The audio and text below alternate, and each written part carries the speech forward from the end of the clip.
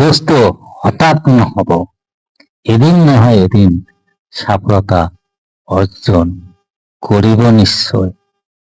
চাওক, আপনি এখন দোকান খুলিছে, কাস্টমাৰ নাই, তাৰ কাৰণে অধৈৰ্য হব নালাগে।